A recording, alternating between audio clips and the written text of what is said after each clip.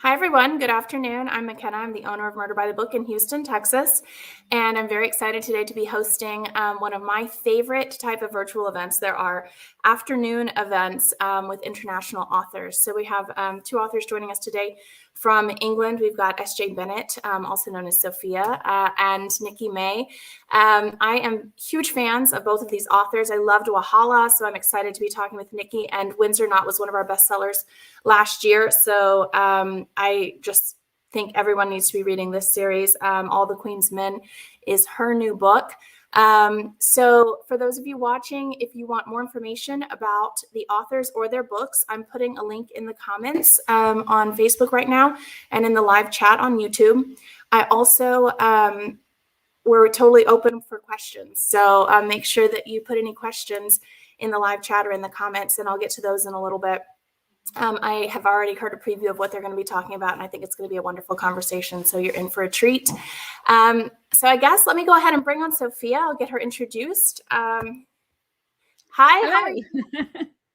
It's so good to see you again. I loved our chat last year. I can't believe it's been a year already. I know. Yes, and I'm so excited about all the Queen's Men. Let me do your official bio, and we'll bring Nikki on. So S.J. Bennett wrote several award-winning books for teenagers before turning to adult mysteries. Born in Yorkshire, England, she lives in London and has been a royal watcher for years. The Queen, to the best of her knowledge, does not secretly solve crimes, although maybe she does. Maybe she does. Okay. We also have Nikki joining us. Hi, Nikki. How are you? Hi, good to be here. I see that painting behind you, and I think we're going to hear a little bit about those schnauzers in your bio, but we might touch base on them later. So, born in Bristol and raised in Lagos, Nikki May is Anglo-Nigerian. At 20, she dropped out of medical school, moved to London, and began a career in advertising, going on to run a successful agency. Her debut novel, Wahala, was inspired by a long lunch with friends. It will be published around the world and is due to be turned into a major TV series. Nikki lives in Dorset with her husband and two standard schnauzers. Again, I feel like pictured there. All right, I'm going to leave you two to chat. I cannot wait to just sit back and listen. And again, for those watching, don't be shy with the questions. We'll get to them in just a little bit. Bye. Hi, Sophia. It's so good to be chatting to you about your book. But before I start, I've been asked to give a little introduction to Wahala. That's it, the right way up. This is my debut novel. Yay, you've got one too. Got mine. It's out now, and people are describing it as a Sex and the City with a killer edge, but it's not really. It's a bit more subversive, and it's about three friends living in London, and there's a bit of drama in the drama and a twist at the end. But enough about me, because why we're here here we get to talk about it more, because I loved this book so much. But anyway, yes. Thank you. But what we're really here to do is talk about you. And it feels a bit like meeting the Queen. I was actually practicing my royal wave today in honor of you. I adored The Windsor Knot. I read it very recently, inhaled it over 2 days. I was blown away. I was actually very cross that I hadn't come up with this genius literary concept of turning Her Majesty into a sleuth, a super sleuth. So I'm a bit cross that you came up with this instead of me, but it's the way you executed it. It was executed so beautifully. So you've got this page turning whodunit, but it's also incredibly charming, which is lovely, and it really sucks you in. So before I go crazy fangirling and waving, I know that you've got your new book, All the Queen's Men, out, I think, today in America and this week in England. So I was hoping you could tell us a little bit about it. I'm definitely going to read it anyway, but I'd like you to convince me and maybe do a quick preview reading for us. I would love to. Thank you, Nikki. I'm going to start with just quickly showing people The Windsor Knot, which is book 1. So when I had the idea for this series, I was thinking about a completely different kind of detective. It was actually a kind of cyborg billionaire I was going to write about. And then I was thinking about the Crown, a particular scene in The Crown. And it just occurred to me that actually the Queen is an expert on a whole bunch of things. And she knows her surroundings obviously incredibly well, and everybody's always looking at her, and she is the only one looking out, so she'll see things that other people can't see. And I just suddenly thought what a brilliant detective she would make. And I really wanted to set the first book in the place I think she thinks of as home. And of course, in the pandemic, it absolutely has been her home. And that's Windsor Castle. So the first book was set there. And it's called The Windsor Knot because the way that the murder is committed involves a couple of knots. And my husband came up with that idea. So maybe we'll talk about that later. And so this kind of kickstarted the series, but my sleuth is already 90 or turning 90 in this book. So it covers the kind of first 6 months of 2016. And I knew that I wanted to really write 4 books that were quite close together. So one Windsor Castle, one Buckingham Palace, one Sandringham, which is the one I'm writing now, and one her in Balmoral. And so this one, the one that came out today, All the Queen's Men, is set in Buckingham Palace. And for me, another reason for writing is the settings. You know, I don't have to do much work. I have to do masses of research, but I don't have to do much world building because the Queen's been doing it for me. You know, people have been doing it for me for like 1,000 years. I really love the US cover. If I put it up close, it's you can see gorgeous. It's absolutely stunning. It's so cool. There's the Royal Yacht Britannia, and there's a picture frame. So the illustrator's really got all the things in this book. So in book 2, which you don't have to read the first one to read this one, but you should. 2, it's nice if you do. The Queen is she's moved up from Windsor. She spends Easter at Windsor, summer in Balmoral, and she's moving to Buckingham Palace for the autumn. And she's really busy. Autumn is her busy time. So she's entertaining diplomats and she's pinning medals on people and she's doing all her things. But she has noticed that one of her pictures has gone missing. And it's a small picture and everybody hated it who saw it. And not that many people even did see it. And it used to hang outside her bedroom. And it's not part of the royal collection. It's a personal picture of hers. And she's really annoyed because she sees it in a Royal Navy exhibition and she cannot understand why it would be there. And so she gets her sidekick, who's called Rosie, who we'll talk about, to look into that. And in the meantime, there's a poison pen campaign going on at the palace, and the body of a really unpopular elderly housekeeper is found next to the palace swimming pool in a pool of blood. And everybody assumes it's a terrible accident, but of course the Queen notices things other people don't see, and she's not at all convinced that it's an accident. And so she gets Rosie investigating that as well. And Rosie has a bit more of a part to play in this. There are sometimes, I do have quite a proactive sidekick. So there are times when actually it's Rosie who, off her own back, kind of finds the crucial clue and passes it on. And it's one of the themes of this series is women getting things done behind the scenes while men take the credit. And there's a lot of that goes on in this book. Real life. So that's what's happening, and there's a lot going on. It's funny, when I set out to write it, I thought, well, I've written about the Queen's birthday in the beginning of 2016. Not much else happened that year, did it? So, I can just kind of make stuff up. And then I looked at the news and I thought, oh, okay, there was the Brexit referendum here, and there was the US elections, which were quite interesting in 2016. And there was a really potentially powerful woman, Hillary Clinton, who almost made it to the top and then didn't. And I thought those were really interesting themes for the book. So that kind of came into it as well. So there's a real sort of political rumbling. I'm sold. Paintings, swimming pools, blood, feminist Queen. I'm already well in there. Yeah, I had to pack a lot in. So shall I do a little reading? Please. Yes. Okay. So yeah, back to my lovely cover again. So I'm going to miss out the bit where the body is found in the swimming pool, and go to the Queen.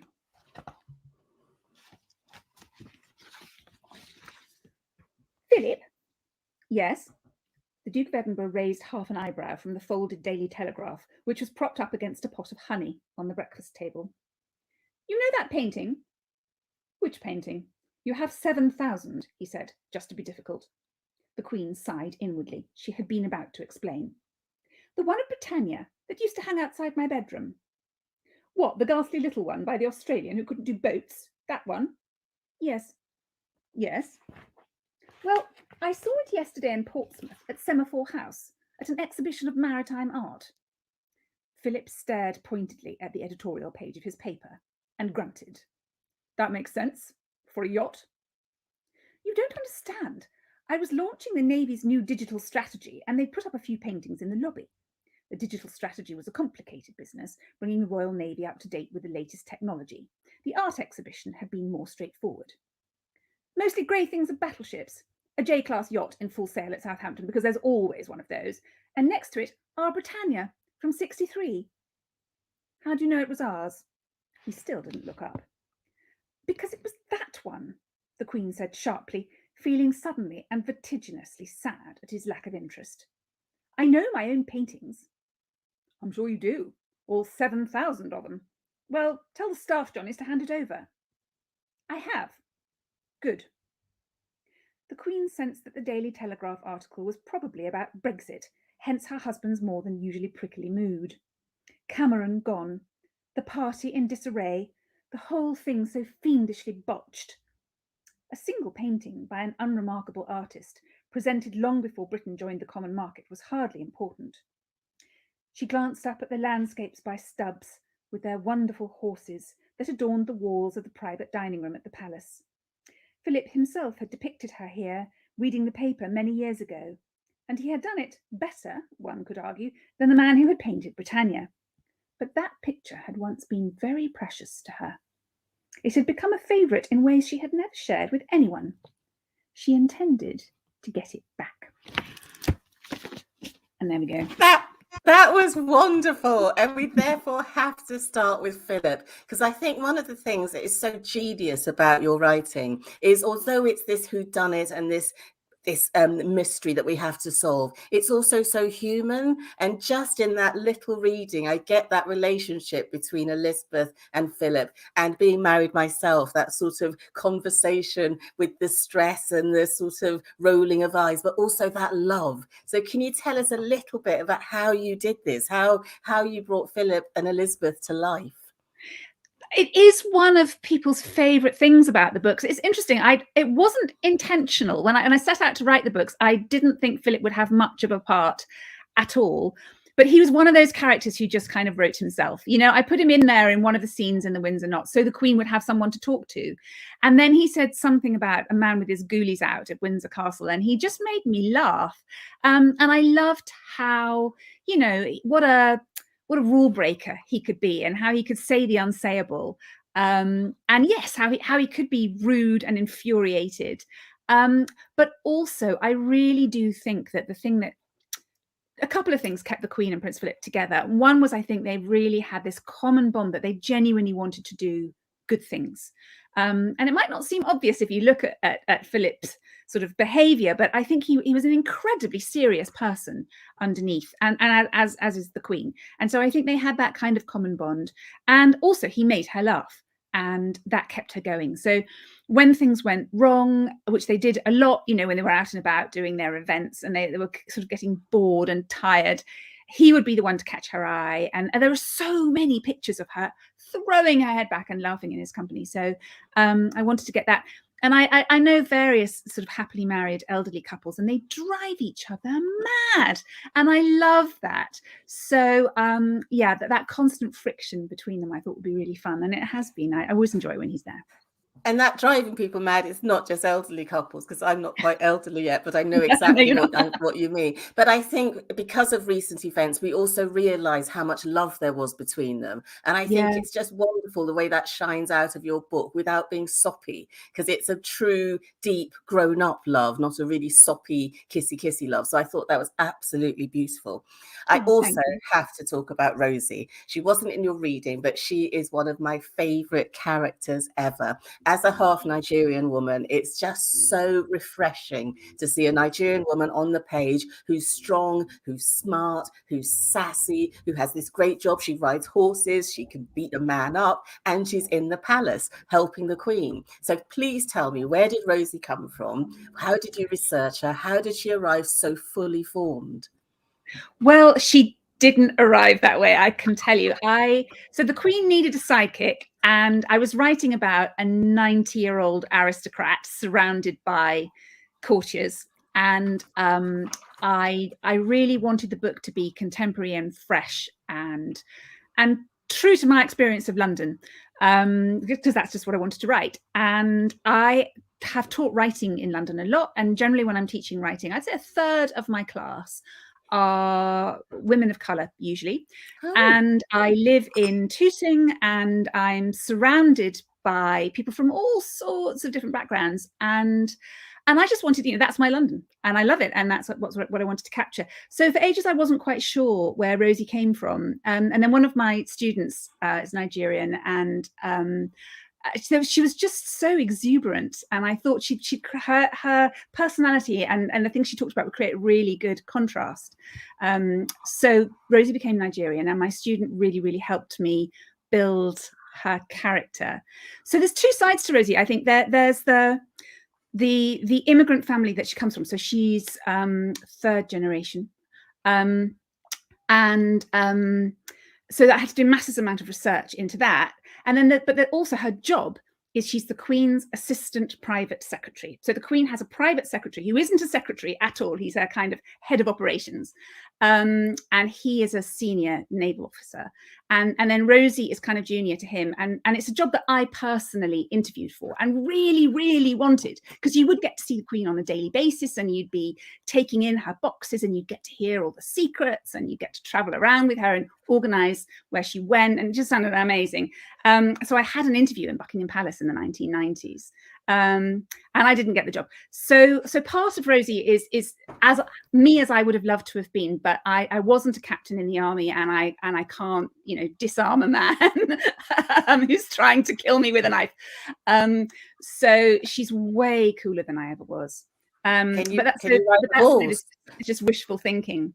But the research was interesting because I really did the best I could, and I wrote a draft, and I sent it off to my student. And one of the things I got wrong, I've got many things wrong. One of the things I got wrong is I was too careful. I thought it'd be too obvious if she loves jollof rice and she eats plantain chips, and and we talk a lot about her hair. And my friend was saying, of course she would love jollof rice. You can't talk about it enough. And of course her mum will be furious that she's not married yet and she's 30. And so I could kind of relax into her character a bit that way. And then there were lovely details, like if she'd just been to a wedding in Lagos, she'd have a key ring with the couple in it.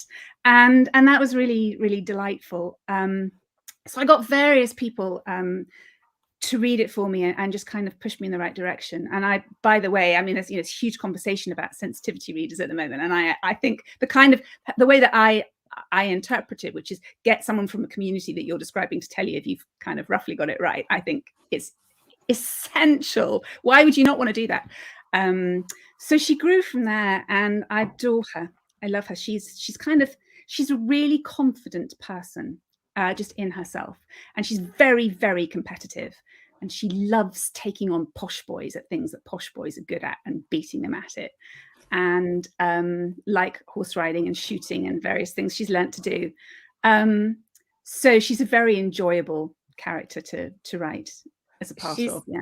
She's a very enjoyable character to read, but I think sensitivity readers are great, but I also think you have to love your character to make her come off the page like that. And that's what I got out of this. This was a woman that I felt you actually loved, because you made her such a wonderful, real person. And I felt I was in her head at times, which was just a lovely place to be. So I'm all fantastic for Rosie, and I hope do you think she'll stay through all 4 books? Oh, she definitely, yeah. Book 4 is largely about her. Yeah, she's not from Peckham, which is quite unusual. Thank goodness. But the reason that she's from Notting Hill becomes very important in book 4. So yeah, and I'm hoping to write more books after that go back in time, and they won't have Rosie in, and I'll really miss her actually, because she's been really good fun to write. And she and the Queen are kind of learning to respect each other. Actually, one of the things I love was finding out what she and the Queen have in common, which is, they're both eldest daughters of parents who have very high expectations for them. And that is a kind of weird bond that they've got. And they both love riding. They've got a bond that other Well, people don't having necessarily grown up in see. the Commonwealth, because I grew up in Nigeria, the Queen is beloved. I mean, she did come to Nigeria, I believe, once in the 60s, and she is Mm. truly loved by Nigerian people. And it's that sort of, we also have a real respect for age. We think age comes with wisdom, which I think is sometimes lacking in the West. So I think it's such a wonderful pairing, and the mutual respect between them just really shines through. So in love with Rosie. One question I have to ask is, have you met the Queen? I know your father did, but have you? Damn it, no. I have not. If I'd got through that job interview process, I would have been interviewed by her, and that would have been really exciting. I've been close, so I could sort of see her across a crowd kind of thing. But no, I feel as if I have, because I've done so much research on her. But I think so many people feel that. I think the reason that so many people can't think of anything to say when they see her, which is most people, is we just all kind of think we have met her, and we're sort of standing there going, I have, I haven't, I have, I haven't. know What do I you. say now? I know everything about you. You know nothing about me. What do we talk about? I actually had that, funnily enough, with Bill Bryson, which might seem a really weird comparison, but I was a finalist in a travel writing competition once, and I got to sit next to Bill Bryson at dinner, and I'm such a massive fan of his travel writing. I think he's brilliant. And he'd had a new book out, so he'd done lots of interviews in the press. And it was this awful thing of sitting next to a famous person where you can't think what to ask them, because you kind of know everything, because they've just told a newspaper, and they don't know what to ask you because they have no idea who you are. So yeah, I think the Queen gets that all the time. Well, we're going to have to rush through your honours so that you get to meet her. We're going to have to get you an OBE PDQ. So we're all working on that. And one of the things I think is it's the little details that help anchor you in a book, that help make it really credible, that sort of totally help suspend your disbelief. And for me, in your first book, well, first in this series, it was the dorgies and the food. And they both were just tiny little touches that you didn't overdo, but you did so beautifully. I could actually see there was a scene where the Queen touched the dorgie with her knee for comfort. And I could actually see that happening. And there are times when they're running ahead of her or running behind her. And it was almost visual. You painted such a wonderful picture. There's also the food. I am slightly food obsessed, as you'll know if you've read Wahala. And while I was reading I got really hungry reading Wahala.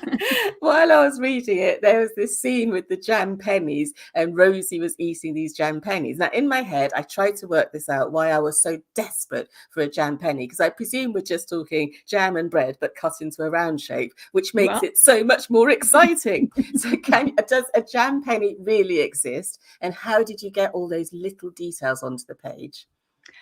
Thank you. I do massively over research, and I sit down and think, oh no, I know too much. How do I stop putting too much in? But it is fun. So yes, jam pennies do exist.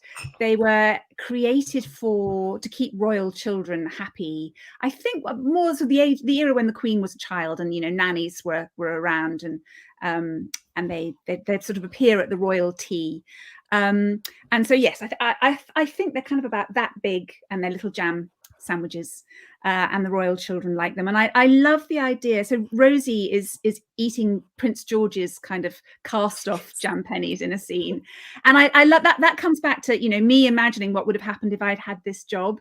I just love the idea that you get the royal cast offs perhaps, and so they're cast off sandwiches, maybe. Yeah, no, I love the food details. I mean, I think food's very important in books, and I used to write children's books, so good ones have a lot of food in, I think.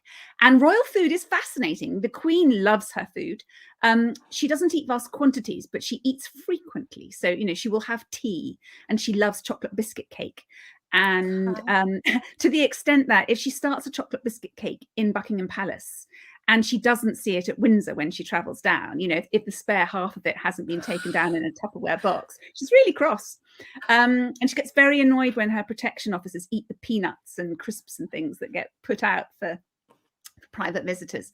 So I love all of those details, and I love the gin that she has in the evening, and it's kind of part of the sort of regular aspects of her life. One of the loveliest things I thought was when she got to bed and there was a piece of fudge that Philip had remembered to buy and put on her pillow. And again, that just showed the love. And through a little bit of fudge, you just got so much meaning onto the page. Yeah, and he buys her he fishes 4 salmon for her birthday. And she's very, very grateful. Yeah. No, I do. All the food details are true. I wouldn't make up. Well, I mean, I don't know whether he got her salmon for her birthday, to be fair, but usually the details are true. Royal chefs have given a lot of interviews over the years, so yeah, I have a lot of material to work with. You asked me about something else, and I can't. Doggies, the dogs. We've got to talk about Doggies. dogs. As my schnauzers look over us, dogs have to be talked about. Yes, they do. So Dorgies are a breed that the Queen actually started, because Princess Margaret had a Dachshund, and the Queen, as we know, had many corgis. And the Dachshund got together with a corgi unintentionally, and Dorgies resulted. And they thought they were great. I guess they're kind of lower on the ground than corgis are. So they deliberately bred them after that, and they kind of created this new breed. And by the time I was writing, the Queen had just 2 corgis left and 2 Dorgies. And it was kind of whittling down. And as a sort of royal watcher, I was watching her have fewer and fewer dogs. And so of those 4, only 1 is left now, who's Candy. The corgis bite and the courtiers don't like them. The Dorgies aren't quite so bad, I think. But I'm glad you caught the nudging with her knee thing. That came, there was a Desert Island Discs is a radio program that we have that lots of us listen to in the UK, where people talk about their lives and they share their favorite music. And there was a doctor who worked in Syria. I mean, God, this is so relevant now, but he went out to Syria when Syria was being heavily bombed, and he operated on children. And then he couldn't go out anymore. It got too dangerous. And he was at Windsor Castle, and I think it was Windsor Castle anyway, and he was sitting next to the Queen at lunch, because she entertains people like that. And she asked him about it, and he couldn't talk about it. He was just something about being in her presence. Again, this business, and he just doesn't usually get over emotional, but this time he just couldn't speak. And she sort of motioned to one of the footmen standing nearby, and he brought in some food for them to feed the dogs at the table. And they just fed the dogs at the table and didn't say anything much while everybody else carried on with lunch. And he said nobody had been quite that empathetic. It's like communion. How beautiful. Yeah. So I really wanted to get that in, that when she is herself feeling traumatized by something, I bet it's the dogs and the physicality of being close to a dog that she would turn to. So that's what she does.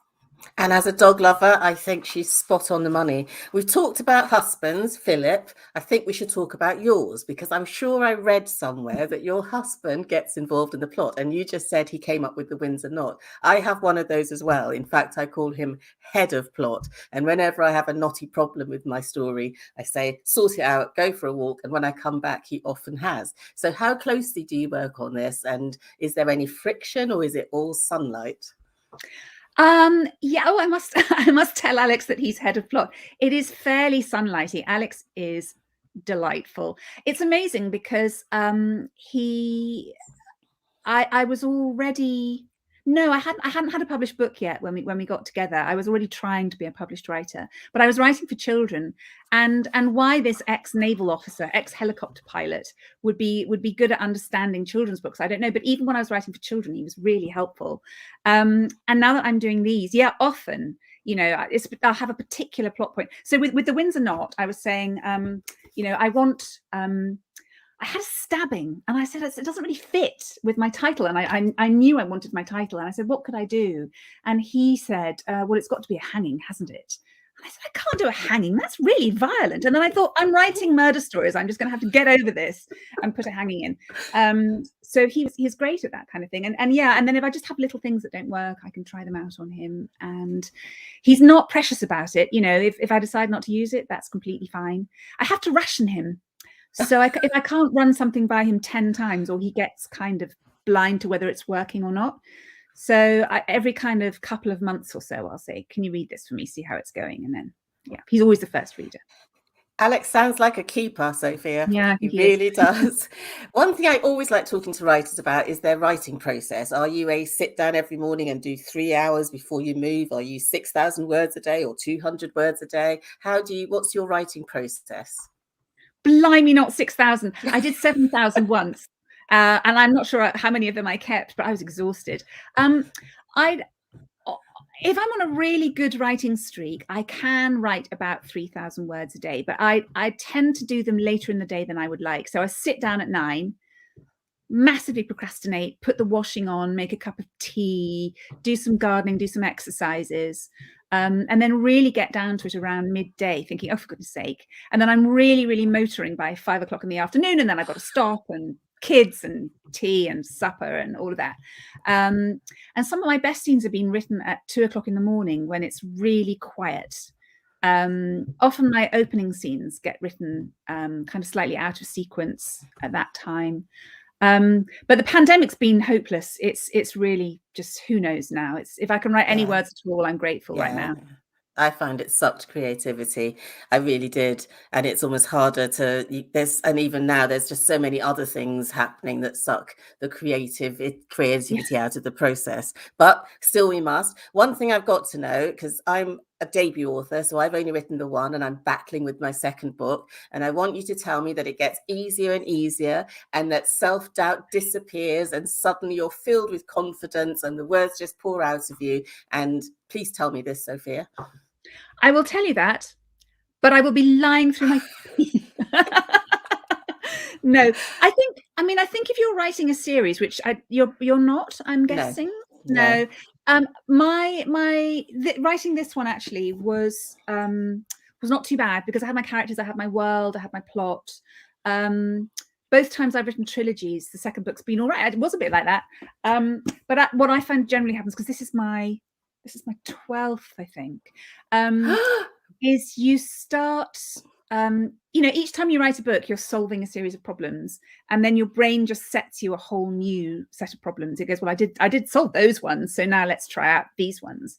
And you set the bar higher because you have solved those problems before.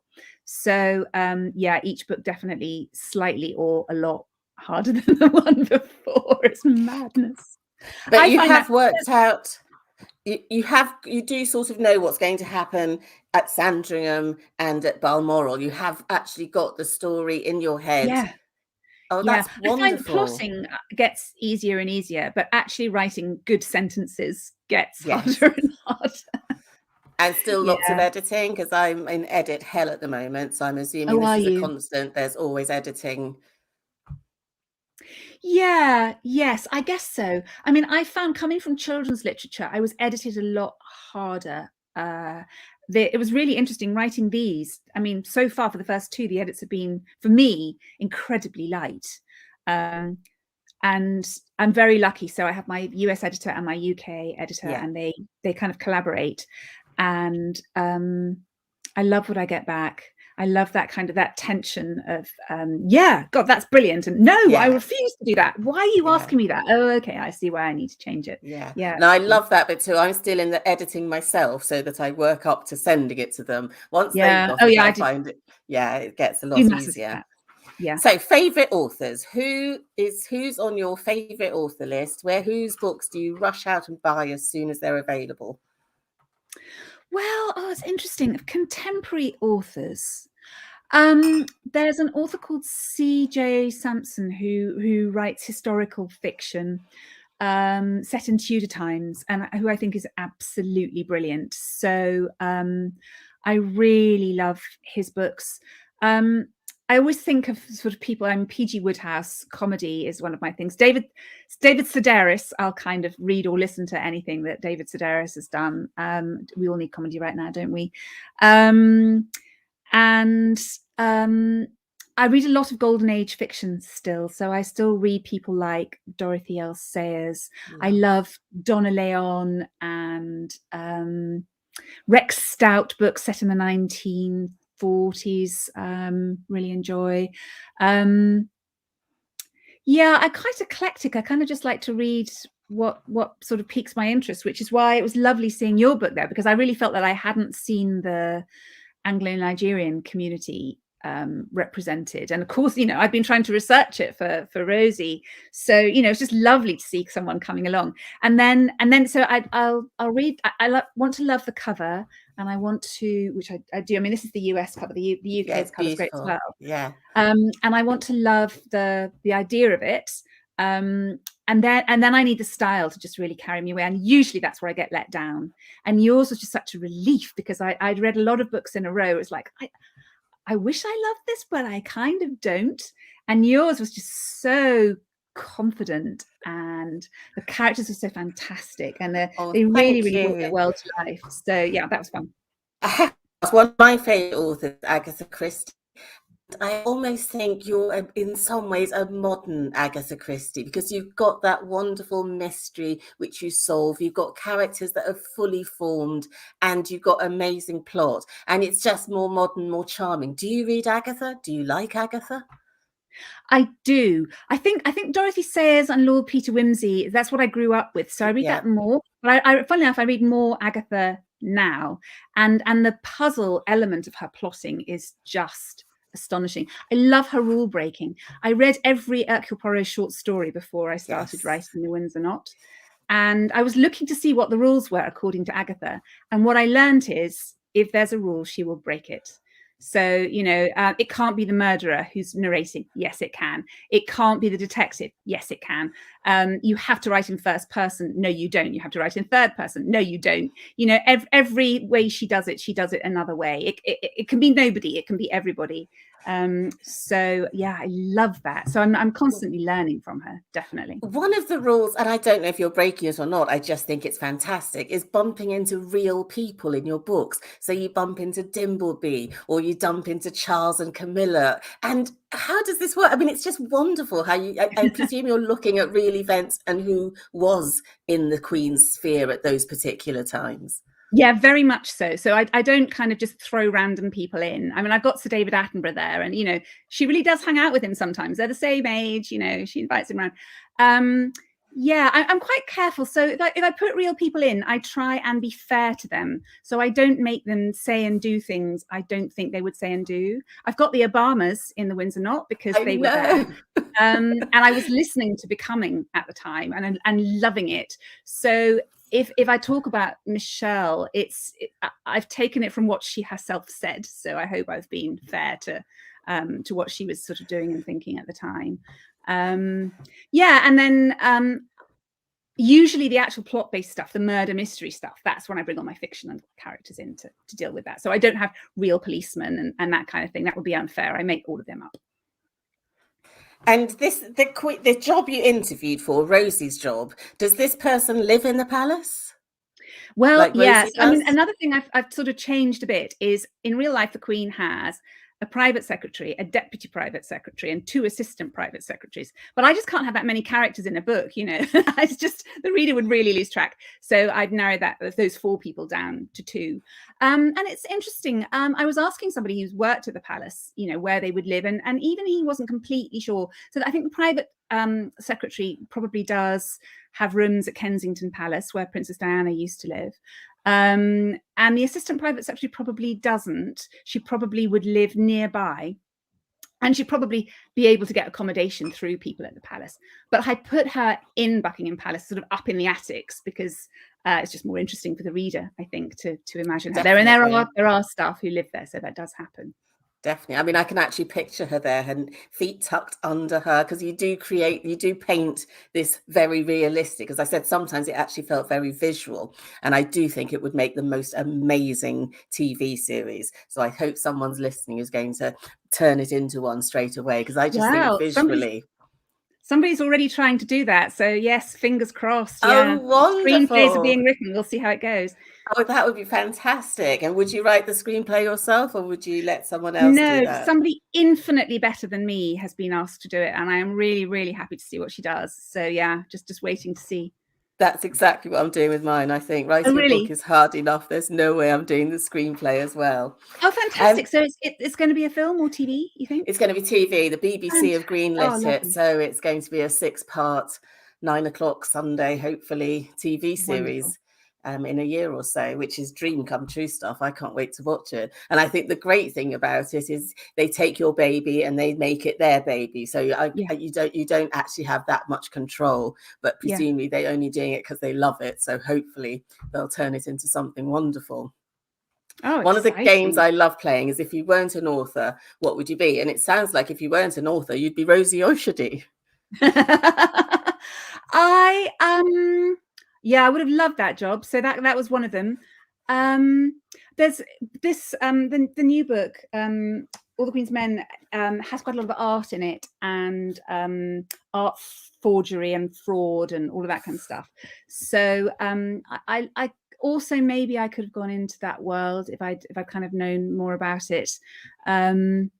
Auction houses, and I always knew I wasn't an artist, but I think if I could have found one of those other jobs kind of around the edge, or working maybe admin in an art gallery, I think that would have been quite cool. I'd have quite liked that. I wish people had told me there were all these other jobs out there when I was at school, because I was at school in the 80s, and it was like, well, you could be a nurse or a lawyer, or that's kind of it, really. It's like there's millions of interesting jobs, but Well, I'm really glad nobody told you, and I'm really glad you're an author. I can't wait to read all the Queen's Men. It's been great talking to you, and now we're going to bring McKenna back in, hopefully with some questions.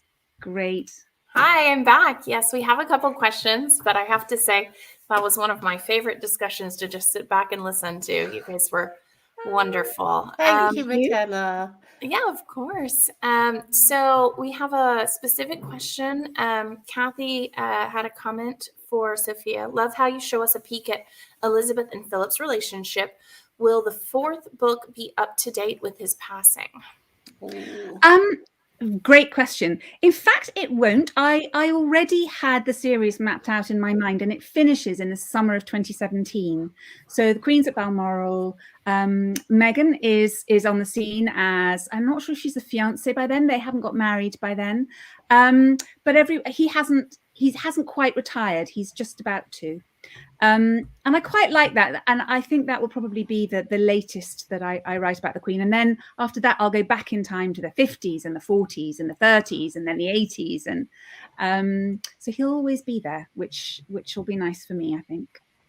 So selfishly, I wanted to chime in earlier when you chose C.J. Sansom as one of your authors. I think that a lot of people don't necessarily know about that series, and it would be great if he wrote more frequently, because I also love that series, starting with Dissolution. But it's funny because all your other choices, about, now 12 or 15 years ago, P.D. James was interviewed and asked what her top 5 mystery novels, historical or not historical, just mystery novels of all time were.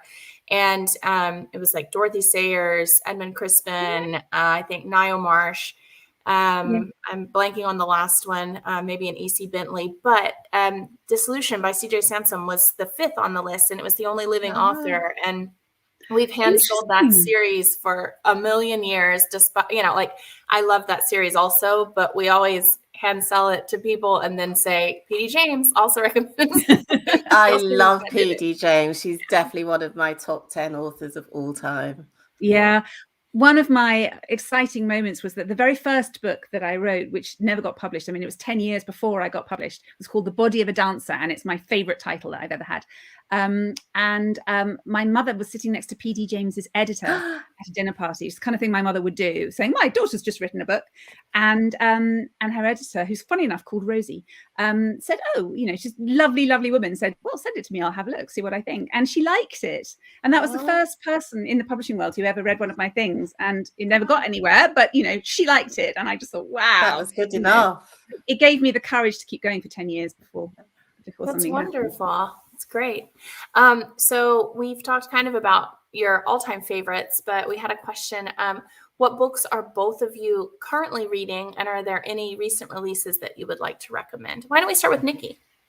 So I'm currently going to start tonight reading All the Queen's Men by my lovely In Conversation partner. But one of my favourite books that I've read recently is a debut novelist called Lizzie Pook, and she's written a book called Moonlight and the Pearler's Daughter. It's wonderful. It's set in Australia. It's about pearl mining. It's got sharks and thunderstorms, and she's a feminist. It's just beautiful. It comes out in the UK tomorrow, and I think it comes out in the States in about a month. Put it on your radar. Lizzie Pook. She's a brilliant writer. Wonderful. How about you, Sophia? Well, funnily enough, I'm reading a Nio Marsh. So I'm going back to the golden age of crime. I'm interested in her writing technique. But in terms of ones I've read recently, I mean, it was huge anyway, but in my whole family, we adored Hail Mary by Andy Weir. We loved The Martian, and we love a little bit of that kind of realistic sci-fi. It's a man going out into space. He has no memory of why he's there, and he has to work it out as he goes along. And it's a huge story, and it becomes very, very funny and incredibly moving. And so there's that one. And I had another one on the tip of my tongue. Oh, Hamnet by Maggie O'Farrell has been a really big book here. And if people are interested in Shakespeare, then I think you really need to read it. And the way she evokes Shakespeare's life and times is just spectacular. So everyone I know in all my book groups and things who's read Hamlet thought it was really special. Wonderful. Okay, so Nikki, I want to know a little bit about what you're working on next, and then I think we'll wrap up.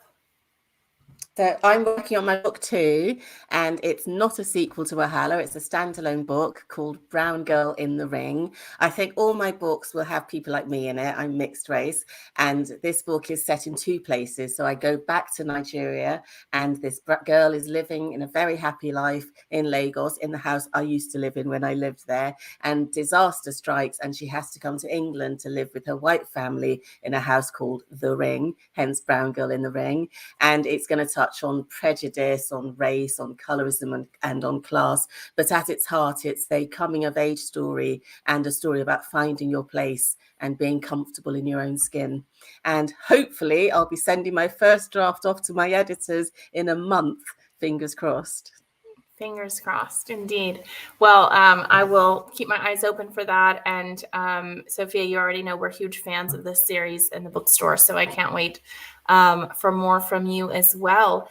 I think I'm going to go ahead and wrap things up. Sophia, are you there? Hello? Hello, we're here. I think she might be frozen. Nikki, are you? We're live, right? We're good. Okay. I'm live. I'm here. Yeah. Okay. Well, she's gone away. Let's give her 1 second to come back on and see if we can have her come back on to say goodbye. We had some power cuts here earlier, so it could be something terrible like that has happened. Oh, okay. Well, at least we made it through the bulk, the important part. Yes. Yeah. Exactly. And I think she certainly sold me on all the Queen's Men, so I'm all in. Of course. Okay. Well, I'm going to sign us off. She was delightful. Nikki, you were wonderful. And like I said, I'm so glad we had this opportunity to chat as well. I was a big fan of Wahala, so I'm looking forward to more from you. And to those of you watching, have a wonderful afternoon. I'll be back on this evening with Reese Bowen and her daughter Claire Broyles and Deborah Crombie. So more British mystery. Oh, here she is. We're just going to say hi and then say bye. Sorry, my Wi-Fi. That's all good. It looks like you're on your phone now, but it was a wonderful conversation, and thank you. And I hope to see you in person soon. And I think we're done for the afternoon. Bye. Thanks, McKenna. Bye. Bye.